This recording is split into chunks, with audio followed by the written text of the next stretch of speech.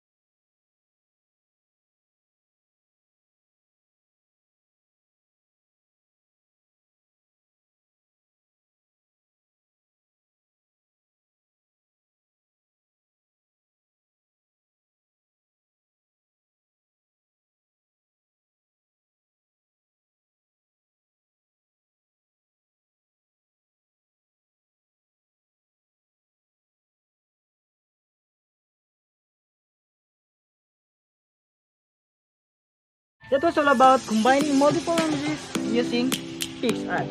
Okay, so if you like my video, please don't forget to subscribe my channel and hit the notification bell for you to always updated to my latest video.